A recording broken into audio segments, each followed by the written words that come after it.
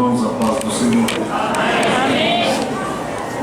Antes de transmitir a palavra de Deus, eu quero agradecer ao pastor Coutinho,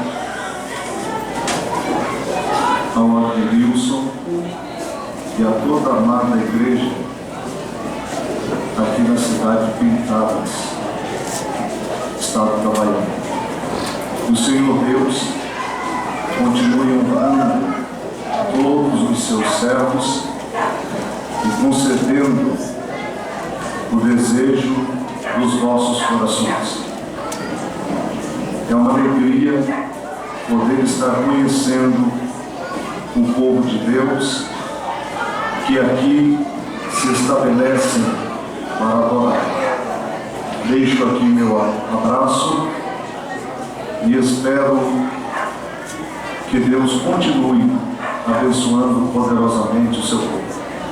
Aqueles que trouxeram a Bíblia Sagrada, por gentileza, abra a mesma no livro dos Atos dos Apóstolos, capítulo 22, verso 3.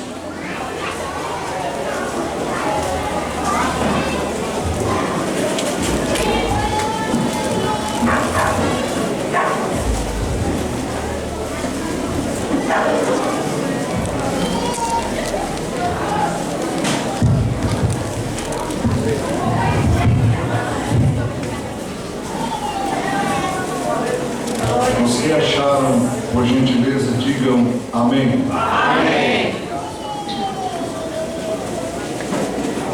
Eu sou judeu, nascido em Tarso da Cilícia, e nesta cidade fui criado aos pés de Gamaliel. Eu fui instruído conforme a verdade da lei de nossos pais, e me tornei zeloso de Deus, como todos vós hoje sois. Quantos podem dizer amém? Amém. Tomai os vossos assentos, por gentileza.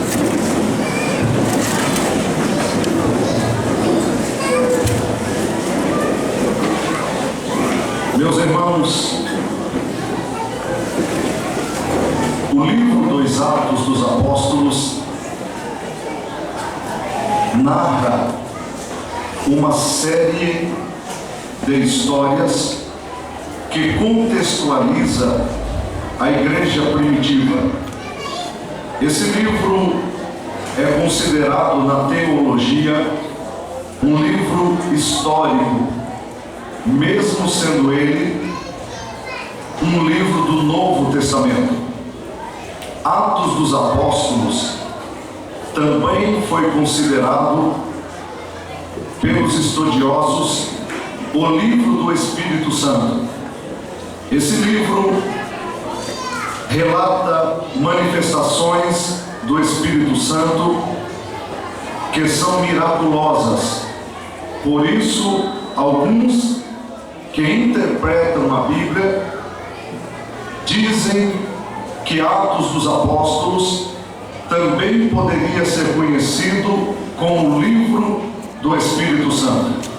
O Espírito Santo desceu em Atos capítulo 2, e daí por diante, grandes maravilhas, milagres foram operados pelas mãos daqueles que receberam o Espírito Santo, e a igreja crescia.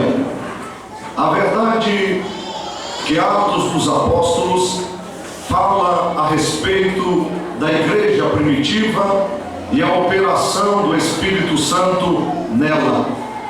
Quando eu leio Atos dos Apóstolos, eu me emociono, tamanho o poder de Deus revelado através do Espírito Santo para a salvação dos seres humanos. Amados, Jesus havia dado uma ordem aos seus apóstolos, aos seus discípulos, à sua igreja: ide por todo o mundo, pregai o Evangelho a toda criatura. Porém, ele também disse: ficai em Jerusalém, até que sejais revestidos do poder de Deus. Depois vocês vão sair de Jerusalém, vão até Samaria, a Judéia e os confins da terra, levando o Evangelho. O grande problema é que os nossos irmãos, eles não cumpriram a ordem como deveriam cumprir, visto que a Bíblia faz um relato no capítulo 2 dos Atos dos Apóstolos, que os irmãos estavam esperando a descida do Espírito Santo, e havia quase 120 irmãos dentro de um cenáculo, pedindo a descida do Espírito Santo, prometida pelo profeta Joel. A Bíblia Sagrada diz que os nossos irmãos permaneceram durante 10 dias, depois da partida de Cristo no céu, invocando a presença do Espírito Santo. O Espírito Santo foi revelado aos nossos irmãos no dia do Pentecostes. Esse dia acontecia 50 dias após a Páscoa, e foi nesse dia que o Espírito Santo desceu sobre aquele lugar, e a Bíblia diz que os nossos irmãos foram tomados pelo Espírito Santo, e ouviu-se línguas repartidas entre eles, e também os homens não crentes viram línguas como de fogo que falavam sobre a cabeça dos nossos irmãos. Aquela manifestação assustou a Jerusalém. Assustou porque aqueles que estavam pedindo a descida do Espírito Santo, na sua natureza, a sua maioria eram indoutos, ou seja, eram pessoas de pouco conhecimento, pessoas que vieram de famílias de pescadores. E naquele momento em que o Espírito Santo tomou os nossos irmãos falavam em variedades de línguas. Mas eu quero que você preste atenção no que eu vou lhe dizer agora. Segundo o contexto histórico, naquele dia em Jerusalém havia judeus de todo o mundo. Isso quer dizer, aqueles irmãos que saíram de Jerusalém por algum motivo e foram habitar na Pânfila, na Itália, na Capadócia, vieram para a festa do Pentecoste. Por que vieram justamente na festa do Pentecoste? Israel comemorava 7 festas durante o ano, mas a festa do Pentecostes era a festa que todos os judeus, não importando o local que eles estivessem habitando, subiam ou desciam para Jerusalém, dependendo da sua localização. Nas outras festas, como a festa das trombetas, muitos judeus não conseguiam se deslocar até Jerusalém, porque os ventos eram muito fortes no deserto, e eles não conseguiam atravessar as tempestades. Por isso, eles deixavam para vir no mês que o vento não soprava tão forte. Era justamente o Pentecostes. Por isso a cidade de Jerusalém estava cheia de irmãos judeus que nasceram em outros países e que vieram com os seus pais, que eram judeus, descendentes de judeus. Segundo o contexto histórico, quando o Espírito Santo tomou os nossos irmãos falavam nas línguas originais a que aqueles irmãos nasceram. Ou seja, imagine comigo que um brasileiro decida tomar a sua esposa e ir morar nos Estados Unidos. Chegando lá, a esposa engravida e tem uma criança. Essa criança vai ter que aprender o inglês, porque senão ela não vai conseguir se adequar ao país que ela está vivendo. Por isso, muitos dos nossos irmãos judeus tiveram filhos em outros locais que não era geograficamente pertencente à casa de Israel. E então agora filhos de judeus que nasceram na Itália, que falavam italiano, desceram para Jerusalém. Filhos de italianos que falavam fluentemente a língua italiana, agora vão presenciar os nossos irmãos que tinham aproximadamente a 4ª série, mas ou menos sabia falar o hebraico, agora falando a língua italiana perfeitamente e pregando a respeito das grandezas de Deus. Quando aqueles homens e aquelas mulheres ouviram os irmãos falarem nas línguas originais a que eles nasceram, logo disseram: esses homens estão embriagados a essa hora do dia, estão cheios de mostos.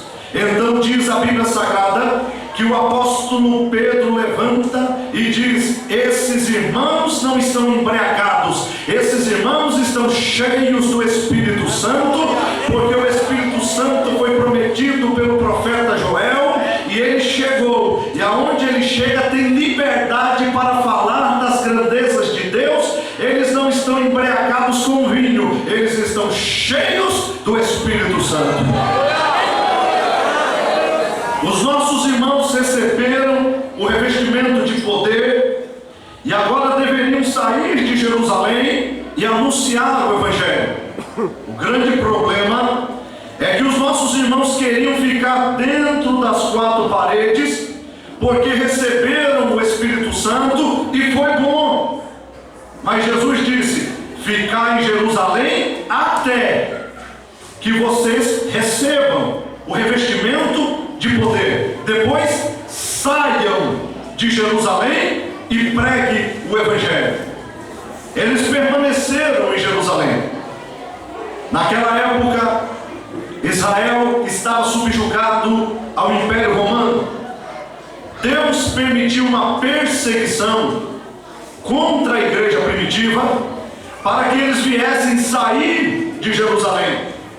Perseguição tamanha que muitos dos nossos irmãos morreram queimados.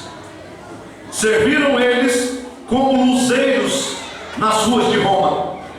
Muitos dos nossos irmãos foram devorados por tigres, por leões. Fizeram deles espetáculos dentro das arenas. Os nossos irmãos sofreram uma perseguição física para deixarem de pregar o Evangelho.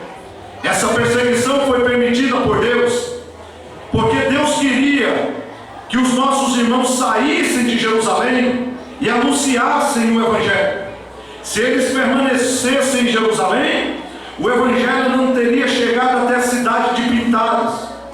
Mas aquela perseguição não parou, não foi eficiente para parar a igreja.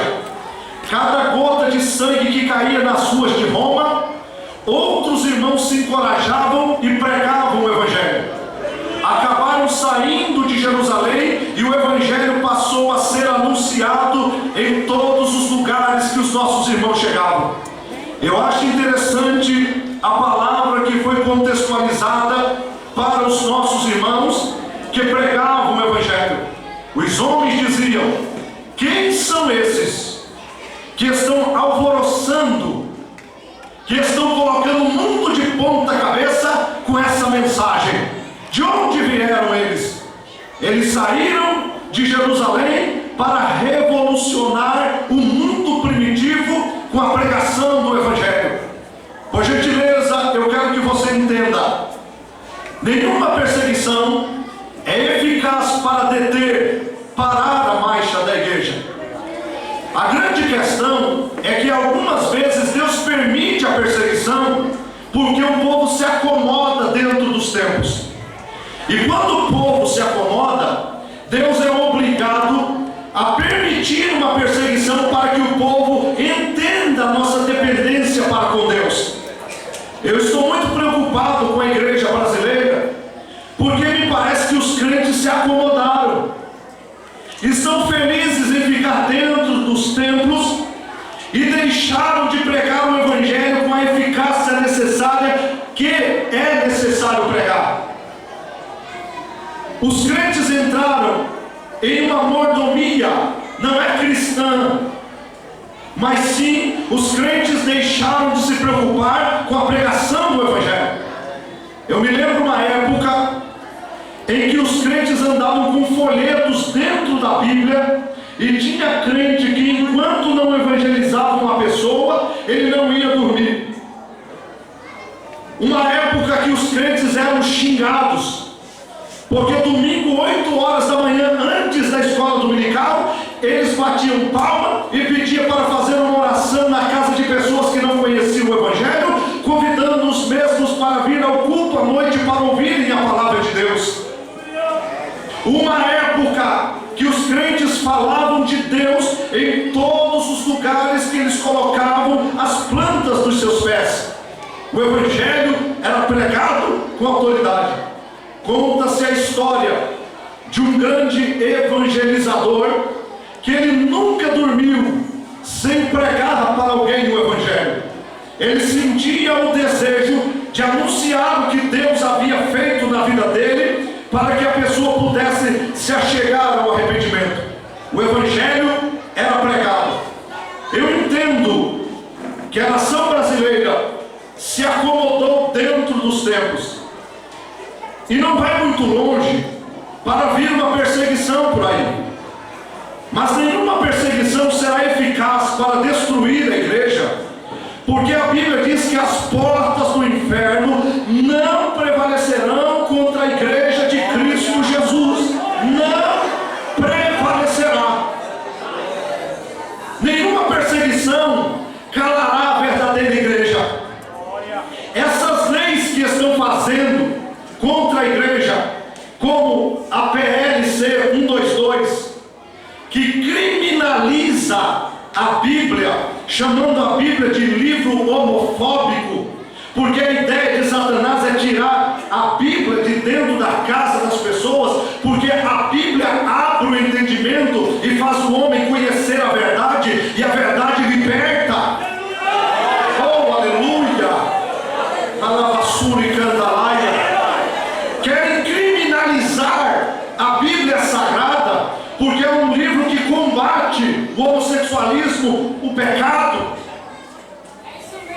Apesar de que hoje os crentes estão desprezando a Bíblia Sagrada, e o meu pai foi de uma época que eles tinham uma Bíblia dentro de casa para repartir com 5 pessoas, e eles discutiam para ver quem ficava mais com a Bíblia para ler. Meu pai disse que ficava debaixo da cama com um farolzinho, lendo a Bíblia, com medo dos irmãos tomarem a Bíblia dele, porque ele queria ler a Bíblia. Hoje nós temos a Bíblia no celular, no iPad. Hoje você tem várias qualidades de Bíblia, interpretação, Bíblias escritas por vários escritores, e o povo não lê a Bíblia porque são preguiçosos, gostam de caixinha de promessa. Fica com essa macumbaria evangélica. Aonde eu pregar o versículo, Deus vai falar comigo. O Senhor é meu pastor e nada me faltará. É claro, só tem promessa.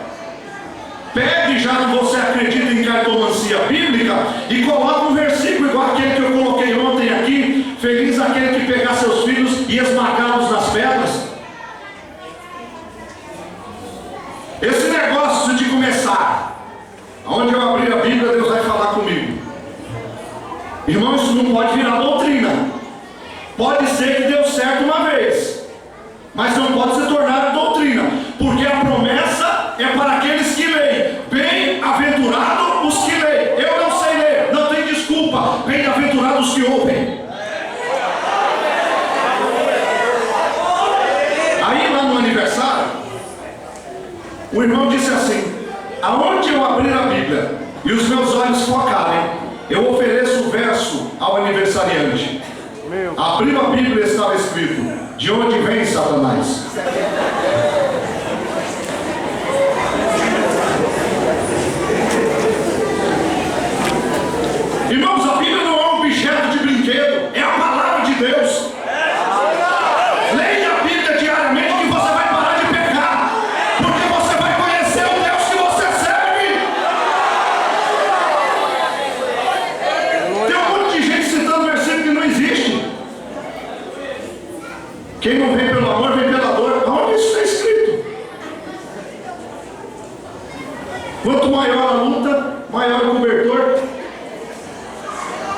Uma vez meu avô disse, em cima de um púlpito, assim está escrito na palavra de Deus: quem não quer briga com jacaré, tira o couro da água. Eu fiquei procurando. Leia a Bíblia. Aonde é que tem esse versículo que eu não encontrei na Bíblia? Uma alma vale mais do que o mundo inteiro. Aí alguém diz, uma alma salva vale mais do que o mundo inteiro. Não está escrito assim. Está escrito no Salmo 49. A redenção de uma alma foi caríssima. Pelo amor de Deus, pelo menos cita a Bíblia certo. Para de citar a Bíblia errada. Quanto mais você lê a Bíblia, mais você conhece Deus. Quanto mais você conhece Deus, os falastrões não vão te enganar, porque você conhece a verdade. Tem gente enganado porque não conhece a palavra de Deus. É por isso que tem tantos heréticos e tantos mercenários por aí, porque tem gente para enganar. Não leia a palavra, não estuda a palavra, leia a palavra, estude a palavra, coma a palavra, viva da palavra, dependa da palavra, que você vai conhecer o Deus dessa palavra.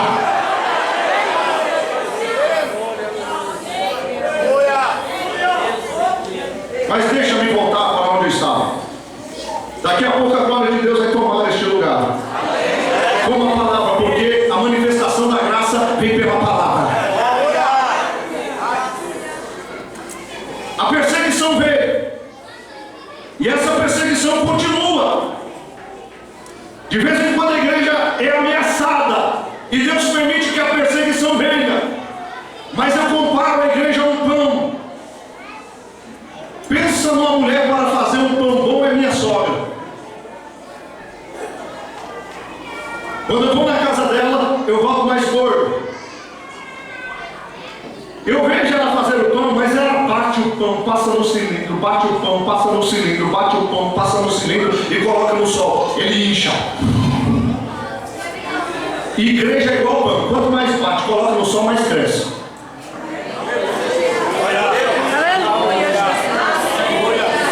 Porque a igreja, quando está sendo perseguida, ela ora mais, ela jejua mais, ela se encoraja mais. Aí o Espírito Santo diz assim: eu estou junto com vocês e eu vou dar vitória a vocês. Então prega a minha palavra que eu garanto. Você está pensando que se essas leis passar lá em cima, a igreja vai acabar? Eu, por exemplo, só vou viver respondendo processo, e já estou respondendo 2. Um por causa de pregar contra a idolatria, e outro por pregar contra a homossexualidade. Lá na cidade de Venceslau, por causa de pregar contra a idolatria, o fórum me chama e diz: se justifique. Eu disse: eu preguei a palavra. Onde é que está escrito isso? Leia. Eu li, foi um monte de versículo. O juiz diz: mas se está escrito na palavra, então vai ter que tirar a palavra. Enquanto não tirar a palavra, não tem jeito de te condenar. Então deixa eu pregar a palavra.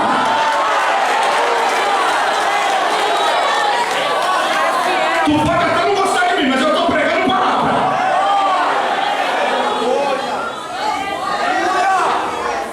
Aí a turma me levou por causa de pregar contra a homossexualidade. Está escrito? Está. Então leia. Eu li. Não tem jeito. Então tira a Bíblia. Por que tirar a Bíblia? Porque a Bíblia revela Deus. O mesmo anjo que tirou Pedro da prisão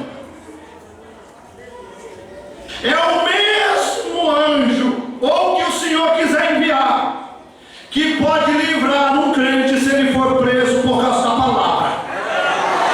E se nós tivermos que morrer por causa da palavra, eu vou morrer por causa da palavra, mas eu não nego a minha fé diante de nenhum homem dessa terra. Glória a Deus.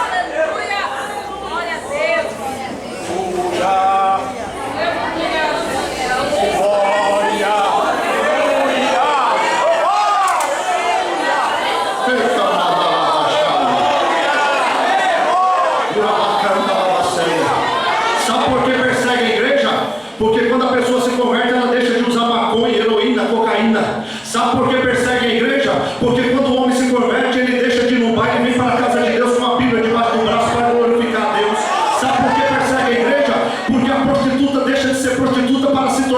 missionária. Sabe por que persegue a igreja? Porque a igreja glorifica a Deus. No tempo de carnaval, o pau quebra, os outros roubam, mata as pessoas e ninguém se incomoda. Em muitos lugares já tem a lei do psil. Crente passou das 10 horas da noite dentro de um culto, querem lacrar a igreja. Mas o carnaval, eles fazem o que quer, porque lá no carnaval o diabo está sendo glorificado. Mas dentro de um culto, é o Senhor dos Exércitos que está sendo glorificado.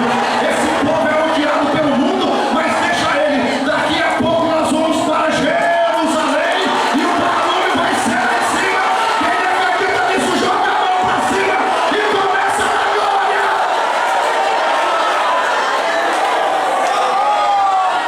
Daqui a pouco vamos sentir falta da gente aqui na terra. Esse povo vai parar de fazer barulho aqui, não se preocupa não. Estamos indo para Jerusalém. Aleluia.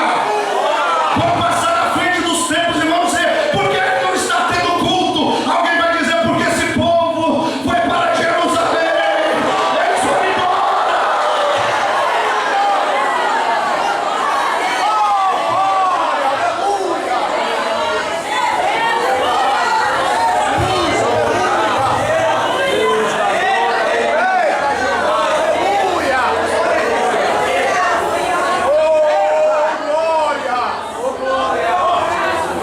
Tem muita gente que vai cantar assim: aonde está aquele povo barulhento? Onde está que não se vê? Alguém com voz de lamento. Aquele povo.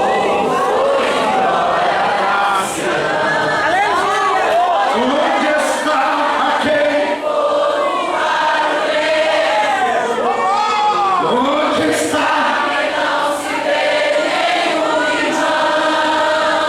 Alguém com voz de lamento vai dizer esse momento. Aquele povo foi embora da cidade.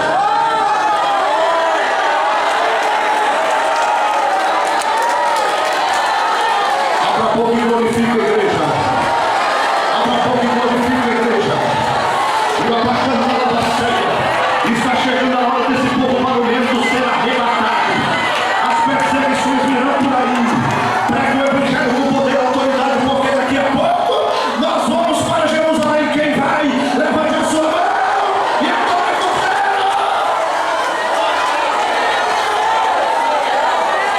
Eu não sei como esse culto vai terminar aqui nessa noite, mas a unção está sobre este lugar e ela vai te pegar.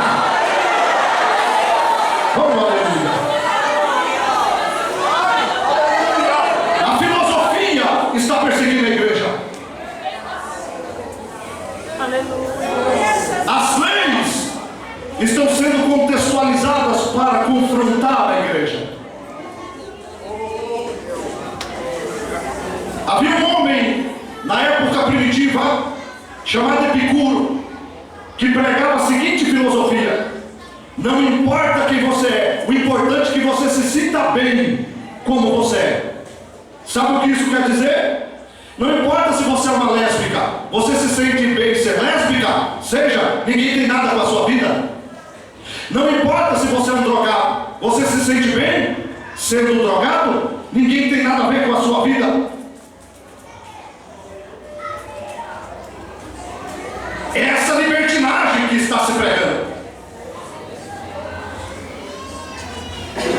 O mundo está em desespero. Ninguém consegue mais controlar a violência. E não pense que a coisa vai melhorar. Não pense que a igreja é amada. Jesus disse: o mundo vai odiar vocês.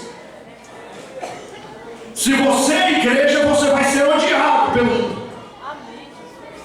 Quando eu vejo esses artistas gospel em programa de televisão cantando e mulheres seminuas dançando atrás, eu digo: não é igreja, é artista. Porque mulher e homem de Deus não reparte o santo com o profano. Luciano Huck levou um padre, levou um feiticeiro, levou um espírita e levou um evangélico e disse: hoje o santo e o profano está misturado. Pode me chamar de quadrado. Eu fiz um propósito com Deus de não me contaminar. Tem muitos cantores que já caíram, mas são artistas. Muitos pregadores que pregam e não vivem o que pregam. Paulo disse: assim falai, assim procedei. Para você pregar, primeiro você tem que viver o que prega. Para ensinar, primeiro você tem que viver o que você ensina. Para cantar, primeiro você tem que viver o que você canta. Cheio de artistas gospel, homens e mulheres que perderam o temor de Deus. A este Jesus vai dizer um dia: apartai-vos de mim, malditos, que praticastes a iniquidade. Jesus não disse: apartai-vos de mim, os que praticaram o pecado. Usou a palavra iniquidade. Por quê? Pecado é atribuído dentro de um sistema temporal a uma pessoa que vive no tempo da ignorância. Ou seja, o pecador comete pecado, mas se arrepender, Deus pode escrever o nome dele no livro da vida, perdoá-lo. Agora, quando alguém conhece a verdade e pratica o pecado porque quer, a Bíblia chama de iniquidade. Vai ter gente que vai dizer: eu expulsei demônios em teu nome, eu curei em teu nome, e Jesus vai dizer: malditos, apartai-vos de mim, porque praticastes a iniquidade. Pelos frutos os conhecerei. Você tem que pregar, mas viver o que você prega. Você tem que ensinar, mas viver o que você ensina. Senão você não vale nada.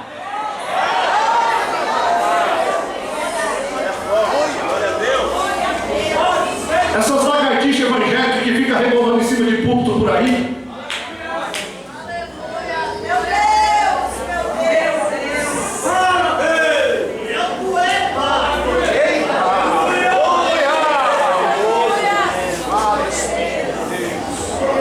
Esses pregadorzinhos de meia tigela que só sabem pregar igual papagaio, repete o que ouviu do outro, que fica de madrugada escutando CD de pregação ou no YouTube para copiar a pregação de outros pregadores, e muda até a voz, porque o bichinho tem a voz igual a taquara rachada, mas quando pega a tribuna,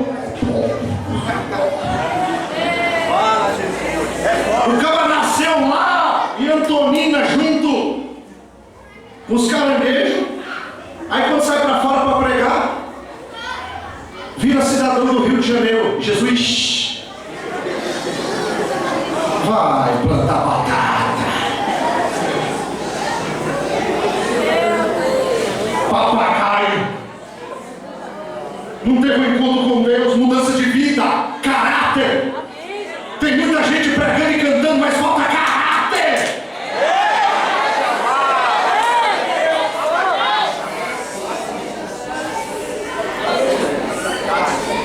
Deus tremendo, aleluia. Brilho, vergonha na cara. Eu sou um pastor de 37 anos de idade, mas eu estou escutando por aí o camarada com 65 anos de idade larga a esposa, coitada, que ajudou ele a construir tudo na vida, e troca ela por uma de 30. E tem crente que ainda curte a foto dos miseráveis lá no Facebook e diz: Deus está contigo. Mentira, é o diabo, porque é o diabo que vem acabar com a família. É poder. Casou por quê? Mas ela está muito diferente de você.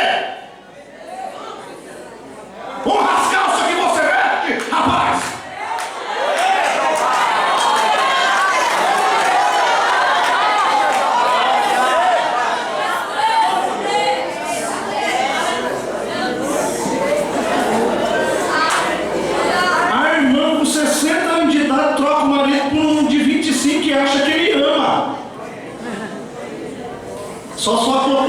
sabia.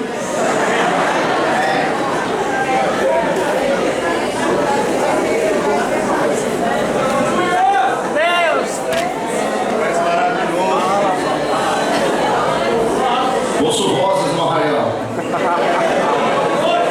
E não é revelação, não. É uma perseguição filosófica. Essa ideia que o mundo está pregando e está tentando dentro dos tempos, e a gente fica de boca fechada com medo de perder a agenda.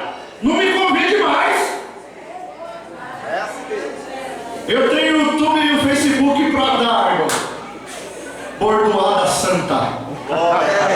Aí alguém pergunta: o senhor viu o que prega? Está sendo gravado ali. Depois vai ser colocado no YouTube, porque eu já vi uma mensagem minha lá de sexta-feira.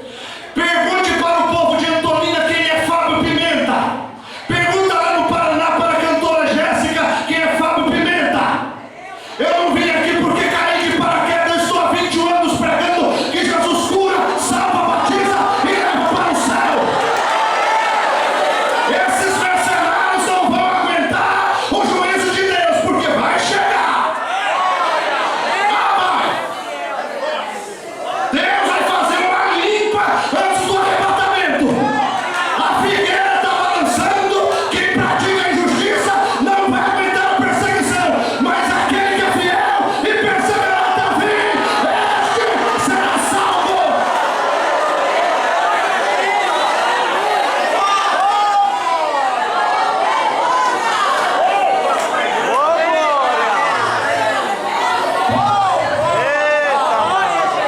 Eu estou sentindo a presença de Deus. Tem uma parte da igreja clamando por santidade e querendo ouvir a verdade, mas tem gente que fica com medo de pregar o que Deus está mandando, porque fulano vai te barrar, porque ciclano vai te barrar. Deixa de ser frouxo. Deus está precisando de João Batista no século 21, e se cortar a tua cabeça, você vai receber uma cabeça resplandecente junto com o corpo que Jesus vai te dar no céu.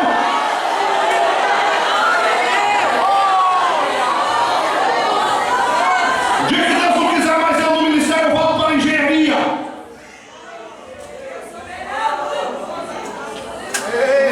É uma perseguição filosófica, uma perseguição cultural. Me diga, meus irmãos, o que é que tem em uma novela que atrai tantos olhares? Ah, eu já sei, tem prostituição, adultério, beijo gay. Como é que pode um crente ficar diante de um Big Brother assistindo idiotas brigarem e ainda liga: fulano é meu favorito? Aí como é que o demônio vai sair? Quem é que vai expulsar demônio desse jeito? O diabo diz: eu não vou sair porque eu e você, ó.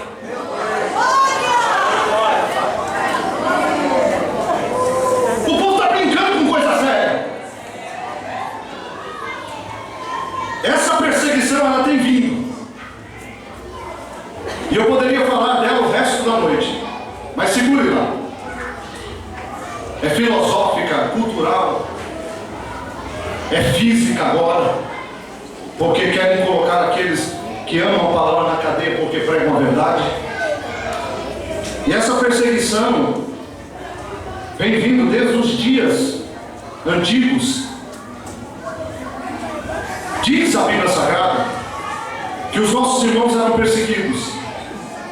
E nesse contexto surgiu um homem cujo nome era Saulo de Tarso. Quem era Saulo de Tarso? Saulo é descrito por ele mesmo no capítulo 22, no verso 3, cuja nós acabamos de ler. Um cidadão de Tarso, da Cilícia. E nessa cidade ele foi criado aos pés do sábio Gamaliel. Segundo o contexto histórico, eu não tenho como afirmar biblicamente. Eu estou falando de contexto histórico. Saulo perdeu seus pais quando ele tinha 9 anos de idade. A irmã de Saulo, que está registrada em Atos capítulo 23, verso 16, mãe de João Marcos, não João Marcos, sobrinho de Barnabé, não, mas o sobrinho de Saulo também se chamava João Marcos, o qual socorreu ele em uma dificuldade. A sua irmã entregou ele a um templo religioso, uma sinagoga. Havia pelo menos 129 sinagogas naquela época. As sinagogas serviam para duas coisas: ensino religioso e ensino secular. Saulo foi entregue aos pés de um homem que se chamava Gamaliel. Gamaliel era um sábio, um doutor da lei. Saulo passou a aprender com Gamaliel e se tornou um fariseu. Pelo amor de Deus, não confunda farisaísmo com hipocrisia. Tem gente que quando sabe que uma pessoa é falsa, diz assim: seu fariseu. Você está chamando ele ou ela de doutor da lei. Quando Jesus disse assim, fariseus hipócritas, ele não estava falando da posição, estava falando da pessoa que ensinava o povo a praticar a verdade, mas eles mesmos não praticavam. Hipocrisia é uma coisa, farisaísmo é outra. Farisaísmo é erguido como posição excelente, doutores da lei. Saulo se tornou um fariseu, um doutor da lei, um homem que, segundo o contexto histórico, tinha uma série de defeitos físicos: nariz de tucano, deficiência visual, de baixa estatura, manco. Esse Saulo de Tarso recebeu uma capa de autoridade. Há dois tipos de capas na Bíblia. A primeira capa era uma capa que ia na coxa, chamada capa de silício. Usava os reis quando se humilhavam diante da presença de Deus, ao estarem subjugados a outra nação. Usavam os leprosos para não se misturarem com aqueles que não tinham nenhuma doença. Mas havia uma capa de várias cores. A capa de várias cores usada naquela época era sinal de autoridade. Saulo se forma aos pés do sábio Gamaliel e se torna um fariseu, um doutor, uma autoridade. Veja, esses doutores da lei conheciam e praticavam a justiça da lei de tal forma que a cultura da lei está registrada no livro de Levíticos, por exemplo. Você sabia que até para comer, os judeus não poderiam comer qualquer qualidade de comida? Tinha as comidas que eles poderiam